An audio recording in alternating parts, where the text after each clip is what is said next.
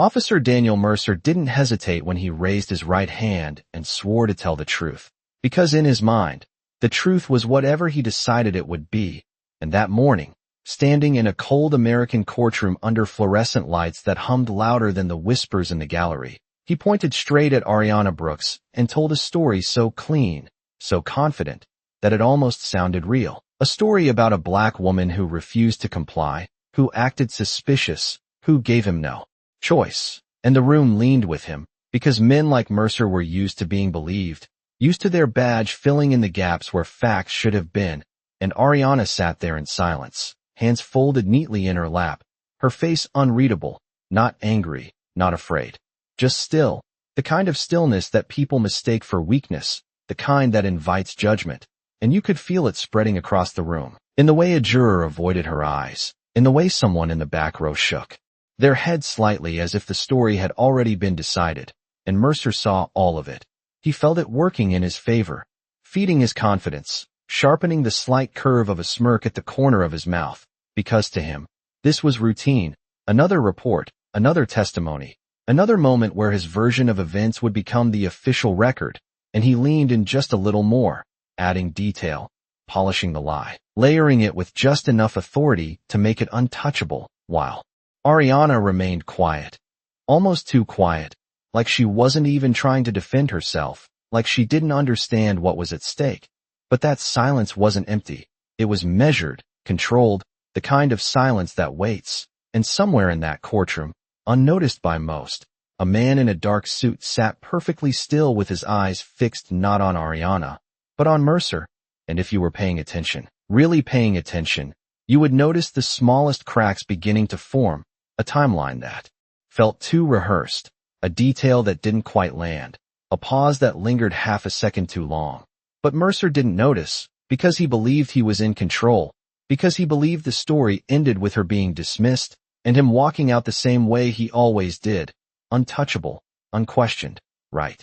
And maybe that's what made the moment so dangerous, not the lie itself, but the certainty behind it, the way he delivered it like the final word, because while he was busy convincing the room, Ariana Brooks was sitting there knowing something he didn't, something that hadn't been said yet, something that was about to turn every word he just spoke into evidence against him. The air in the courtroom did not shift all at once. It moved slowly, like something invisible pressing down on every person sitting there, and Ariana Brooks could feel it without even lifting her head, the weight of assumptions, the quiet agreement forming in the silence after Officer Mercer finished speaking, and still she did not react. Not when someone in the gallery exhaled sharply. Not when a juror adjusted in their seat as if the case had already settled in their mind. Not even when Mercer straightened his uniform with that same quiet confidence that had carried him through years of being unquestioned. Because Ariana understood something that no one else in that room did yet. She understood that moments like this were not about who spoke first or loudest. They were about who was prepared to let the truth unfold at exactly the right time. And right now, Mercer was doing exactly what he had always done, building a version of reality that depended on no one challenging him. And the judge, Helen Whitmore, watched carefully, her expression controlled, her pen moving slowly across a yellow legal pad, writing down words that sounded solid on the surface but felt strangely rehearsed underneath. Because even she could sense something was off, not wrong enough to interrupt, but not right enough to ignore. And in the back of the room, that same man in the dark suit remained still, his presence almost invisible unless you knew to look for it, his eyes never leaving Mercer, never once shifting to Ariana, as if he already knew where the truth was anchored. And then Mercer continued, adding another detail, tightening his narrative, describing Ariana's behavior with careful emphasis, choosing words that painted her as difficult, uncooperative, unpredictable, words designed to sound reasonable, but built on nothing anyone in that room could actually verify. And for a moment, it worked. You could feel it, the room leaning again, just slightly, just enough to give him the edge. But Ariana's silence did not break. It deepened. And there was something about that silence now that no longer felt passive. It felt deliberate, like she was allowing the lie to reach its full shape before touching it.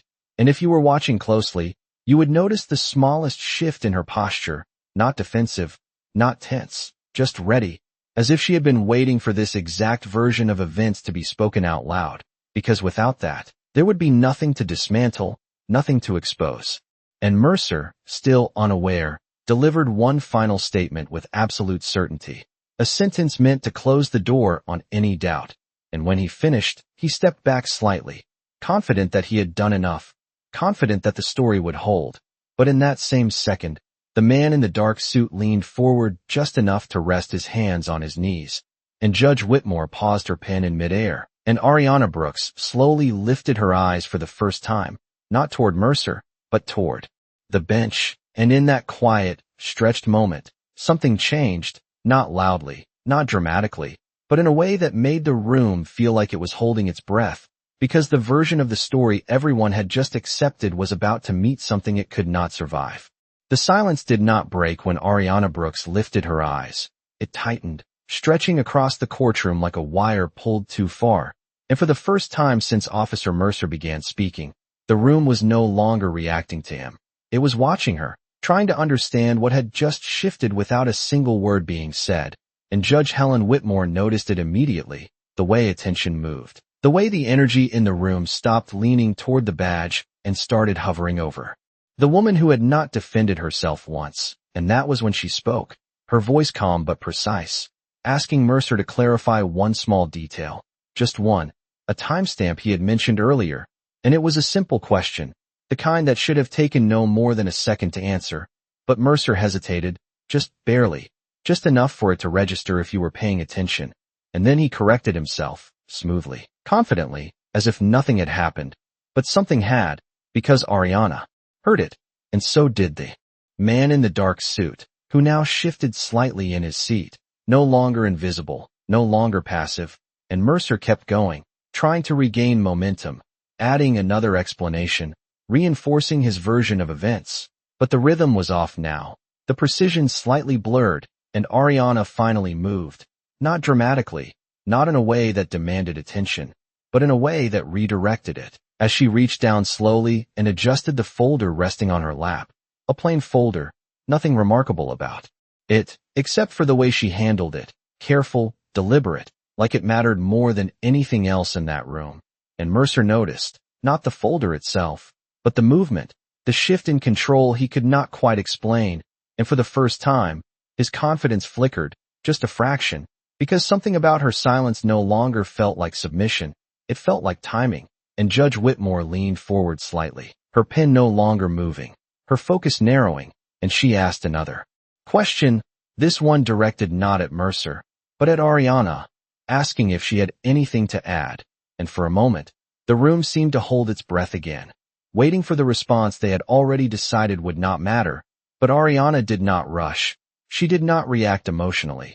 She simply stood up, slowly, deliberately, and when she did, the man in the dark suit straightened as well, almost in sync. And that was the moment the room began to understand that something far larger than a simple testimony had been unfolding in front of them the entire time. Because Ariana Brooks was no longer just a name in Mercer's report, no longer just the person his story was built around. She was about to become the reason his story collapsed, and Mercer felt it before he could see it, the subtle loss of control, the shift he could not stop. As Ariana placed her hand on that folder and looked directly toward the bench, her voice calm, steady, and completely certain, and in that instant, every word Mercer had spoken started to feel less like truth and more like something that was about to be examined, piece by piece, under a light he did not control. Ariana Brooks did not raise her voice when she began to speak, and that was the first thing that made people listen, because in a room built on authority and interruption, calm control sounded louder than anything Officer Mercer had said, and she chose her words carefully, not to defend herself, but to narrow the space around his story, to bring it into focus, to make it small enough to examine. And she started with the same detail Judge Whitmore had questioned, the timestamp, repeating it slowly, clearly, as if she were placing it on the table for everyone to see. And then she asked a single question, directed not at the judge, not at the jury, but at Mercer, asking how he had arrived at that exact time when the location he described had no working surveillance within a 5-block radius. And the room shifted again, this time sharper, more noticeable, because that was not emotion, that was precision, and Mercer responded quickly, too quickly, offering an explanation that sounded structured but not grounded, and Ariana nodded once. Not in agreement, but in acknowledgement, like she had expected that answer, like it fit perfectly into something she already knew. And then she opened the folder, slowly, deliberately, revealing not chaos, not a stack of random papers, but a clean, organized set of documents, each one placed exactly where it needed to be, and she did not rush to show them. She did not flood the room with information. She let the presence of it settle first, because evidence, when handled correctly, does not need to be loud. It needs to be undeniable. And somewhere behind her, the man in the dark suit stood up fully now, taking a step forward but saying nothing, his presence alone enough to draw a second layer of attention that Mercer could no longer ignore. And that was when Ariana continued, connecting the detail Mercer had just given to a second point, a location marker that contradicted his own report, not aggressively, not accusingly, just clearly, like she was reading from something that had already been verified. And Mercer's posture changed, not dramatically, but enough, his shoulders tightening, his responses losing that effortless rhythm he had started with, because the story he had built was no longer expanding, it was being contained. And Judge Whitmore leaned forward again, this time no longer writing at all, her full attention fixed on the exchange, and Ariana did not stop. She moved to the next piece, another small inconsistency, another question that sounded simple but carried weight, and each time Mercer answered, it became harder for him to keep everything aligned, because the details he had controlled were now being arranged in a way he did not dictate, and the room could feel it, the quiet unraveling, the shift from certainty to scrutiny. And Ariana never raised her tone, never showed urgency, because she did not need to. The truth she was holding did not depend on volume. It depended on sequence, on timing, on letting each piece land before revealing the next. And as she closed the folder halfway, not fully, just enough to show there was more inside, Mercer realized something he had not considered until that exact moment, that he was no longer explaining what happened, he was reacting to what she was allowing to surface. And the difference between those two positions was something he could not recover from once it was exposed. By the time Ariana Brooks closed the folder halfway, the courtroom no longer felt like a place where one story ruled. It felt like a space waiting for something to be revealed, and she let that tension sit for a moment, not rushing to fill it, because she understood that silence, when used correctly, forces people to confront what they just heard, and what they were now beginning to doubt. And then she spoke again, her tone unchanged, steady, controlled, as if she were not dismantling a testimony but simply guiding the room through something already documented. And she shifted focus, not to Mercer directly, but to the sequence of events he had described, laying them out in a different order, a precise order, one that exposed how each piece depended on the last, and how one inconsistency, just one, could unravel everything. And as she did, the man in the dark suit took another step forward, now close enough that his presence could no longer be ignored, though he still said nothing. And Judge Whitmore glanced toward him briefly before returning her attention to Ariana, recognizing without words that this was no longer a routine exchange. And Ariana continued, introducing a detail Mercer had not mentioned, a report filed on a different day, connected to the same location, the same pattern, and she did not accuse. She simply asked Mercer if he recalled it. And that was where his certainty faltered again, because this time, the hesitation was not a fraction of a second.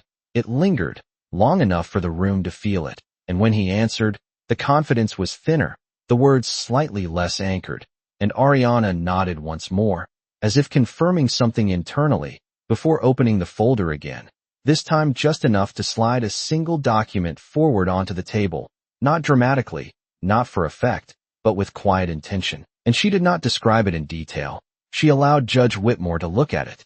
First, to read the heading, to see the markings that were not typical of a simple case file. And as the judge's expression shifted, subtle but undeniable, the room followed, even without knowing exactly what they were seeing, because tone changes faster than understanding. And Ariana spoke again, not louder, not sharper, but with a clarity that cut through the uncertainty, explaining that the sequence Mercer had described had been observed before, documented before and reviewed before, and that what was being discussed in that courtroom was not an isolated moment, but part of something larger, something already under examination. And that was when the weight of her words began to settle differently, no longer as defense, but as structure, as context, as something that had been building long before this day. And Mercer realized it fully then, not just that his story was being questioned, but that it had been anticipated, that the version of events he believed he controlled had already been studied, measured, and placed into a framework he had never seen. And the shift in the room became complete, no longer leaning toward belief, no longer hovering in uncertainty, but moving towards something else entirely, something that did not depend on what Mercer said next, because Ariana Brooks was no longer responding to his narrative. She was revealing that his narrative had never been the starting point at all.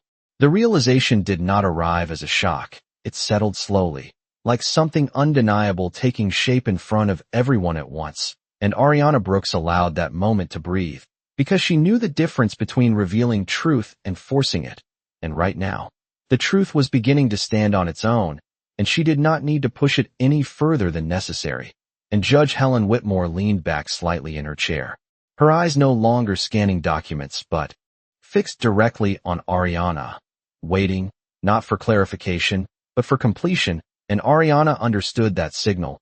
She understood that the room had reached the point where the next step would not just shift perception, it would define what this entire proceeding actually was.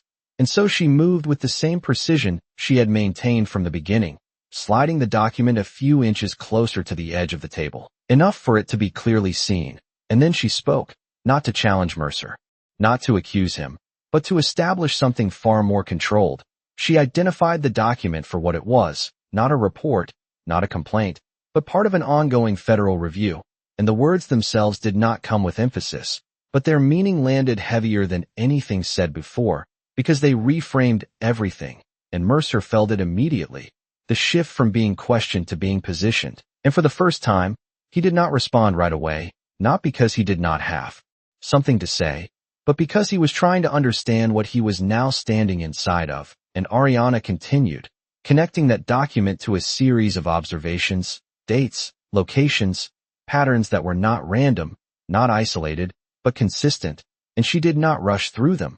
She let each one land, one after another, like points on a map slowly forming a shape that could no longer be ignored. And in the back of the room, the man in the dark suit stepped forward fully now, moving into clear view.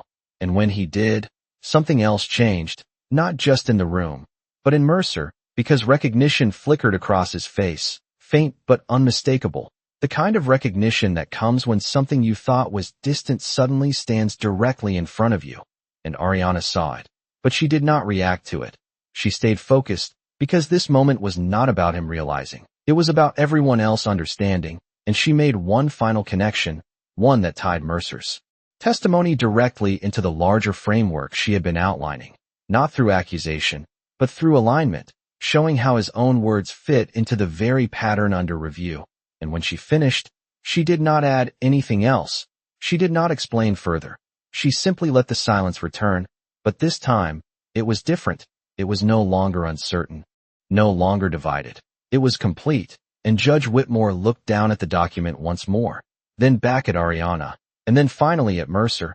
And in that sequence, the shift became official, not declared, not announced, but understood, because the authority in the room had moved, not away from the bench, but away from the narrative Mercer had built, and into something far more structured, far more controlled. And Mercer stood there, no longer at the center of the story he had created, but inside a structure that had already been built around him. And for the first time, it was clear that whatever happened next would not be determined by what he said, but by what had already been prepared long before he ever took the stand. No one spoke when the shift became undeniable, because there are moments when silence is not hesitation, it is recognition, and Ariana Brooks stood in the center of that recognition without moving, without pressing forward, because she understood that the final step did not belong to volume, it belonged to authority. And that was when the man in the dark suit finally spoke, his voice calm, measured, carrying across the room with the kind of clarity that does not ask for attention but commands it. And he identified himself not with urgency, not with force, but with precision, as Special Agent Marcus Reed, and the words landed heavier than anything that had come before, because they did not just introduce a person. They confirmed a structure that had been forming piece by piece in front of everyone, and Judge Helen Whitmore straightened slightly, acknowledging what that meant without needing it explained. While Mercer remained still, his earlier confidence now replaced with something far more uncertain, something that did not have a script to rely on, and Ariana did not look at Mercer when Reed spoke. She kept her focus forward, because this moment was not about confrontation, it was about confirmation, and Reed continued, referencing the ongoing federal review Ariana had outlined, confirming that the material presented was part of a broader investigation, one that had been active long before this courtroom session, and as he spoke, the pieces aligned fully, not just for the judge, not just for the observers, but for the entire room, because what had seemed like a defense was now clearly something else entirely, something structured, something intentional, something that had been moving toward this exact moment. And Ariana finally placed the folder completely on the table, no longer partially closed, no longer holding anything back, and she opened it fully, revealing not just documents, but a system of evidence that connected timelines, locations, and testimonies into a single, coherent framework, and she did not rush through it. She did not overwhelm the room. She allowed the presence of it to speak first, because when truth is organized, it does not need to argue. It needs to be seen, and Mercer's position shifted again, not physically, but in meaning, because he was no longer standing as a witness shaping a narrative. He was now standing inside a narrative that had already been constructed around him, and Judge Whitmore looked from the documents to Reed, then to Ariana, and finally to Mercer, and in that sequence, the authority of the room settled into its final alignment, no longer divided, no longer uncertain, but focused, deliberate, and grounded in something far more stable than testimony alone. And Ariana spoke one last time in that moment, not to accuse, not to explain, but to clarify, stating calmly that everything presented had been verified through independent review, and that the testimony given earlier would now be evaluated within that context, and she did not need to say more, because the implication was already complete, and Mercer understood it, not in pieces, not gradually, but all at once, that the control he believed he had never truly belonged to him, that the story he told had not just been challenged, it had been absorbed into something larger, something that did not bend, and as the room held that realization, the final shift was no longer approaching. It had already happened. The room did not erupt. It tightened into something far more controlled, far more decisive, and Judge Helen Whitmore brought her hand down softly, not to silence chaos, but to mark a transition, a shift from uncertainty into process, and her voice followed, steady and authoritative, acknowledging the presence of federal oversight now formally introduced into the proceeding, and with that acknowledgement, everything that had just unfolded was no longer an unexpected turn, it became part of a structure that demanded order, and Ariana Brooks stepped back half a pace, not retreating, but allowing the system she had revealed to move forward, because her role in that moment was not to dominate the room. It was to reposition it, and Special Agent Marcus Reed moved closer to the bench, presenting his credentials with the same calm precision he had maintained since he stood, and Judge Whitmore reviewed them briefly before nodding once, a small motion that carried weight, because it confirmed what everyone now understood, that this courtroom was no longer operating within the narrow frame it had started with, and Mercer stood there, no longer speaking, no longer guiding anything, his earlier certainty replaced by a silence that did not belong to strategy, but to realization, and Ariana did not look at him, not once, because the moment had moved beyond personal exchange, it had become institutional, and Reed spoke again, outlining the next steps with clarity, explaining that the material presented would be entered into record for further review, that the testimony given would be evaluated in coordination with the broader investigation, and that all related documentation would be secured under federal procedure. And as he spoke, the room adjusted, not emotionally, but structurally, the kind of adjustment that happens when authority realigns, and even those who did not fully understand the details could feel the direction changing. And Ariana closed the folder gently, not because there was nothing left inside, but because everything necessary had already been seen, and she placed her hand on top of it for a brief moment, grounding the process she had set in motion. And Judge Whitmore addressed Mercer directly then, not with accusation, not with judgment, but with a clarity that left no room for interpretation, informing him that his testimony would be subject to further examination under the newly introduced context, and that any additional statements would be considered with that in mind. And the words themselves were measured, but their impact was unmistakable because they redefined his position entirely. And Mercer nodded slightly, not in agreement, but in acknowledgement, because there was nothing else to do, and the room held that stillness again. But it was no longer the same silence that had existed before. It was no longer filled with assumption or imbalance. It was anchored, aligned, and moving forward under something far more deliberate. And Ariana Brooks remained exactly where she was, composed, steady, not as someone who had won a moment, but as someone who had completed a step. And as the proceedings continued to shift into formal process, one thing was already clear to everyone in that room. The story that began as a simple testimony had transformed into something far larger, and it was no longer Mercer's to control. By the time the courtroom settled into its new rhythm, the tension that once filled it had transformed into something quieter, something heavier, the kind of weight that does not come from conflict, but from understanding. And Ariana Brooks stood still for one final moment, not because she needed to, but because she recognized what had just happened, not just to Officer Mercer, but to the space itself, to the balance that had once leaned so easily in one direction and now stood corrected. And Judge Helen Whitmore began to organize the next steps with calm authority, her voice steady as she directed the record to reflect the federal involvement, as she outlined the continuation of proceedings under a more structured review, and as she ensured that every element introduced would be preserved exactly as presented.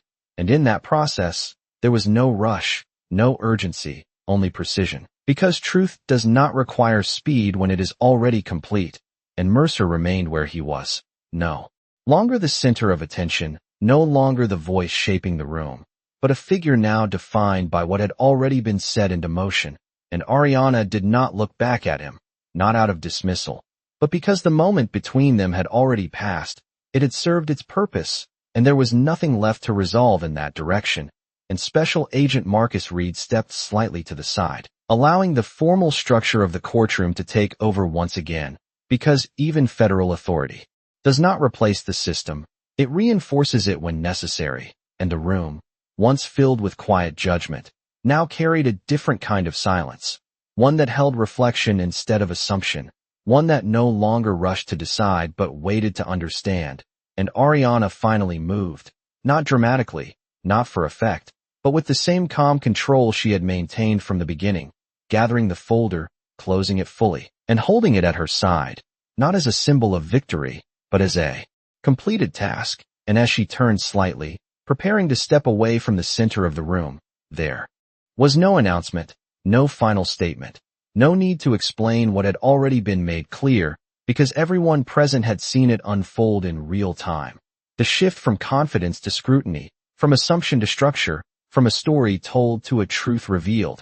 And as the proceedings continued beyond that moment, one idea remained, quiet but undeniable, settling into the space long after the voices had moved on. That authority without truth can speak loudly, but it cannot stand when truth decides to answer. And on that day, it was not force, not volume, not even argument that changed the outcome.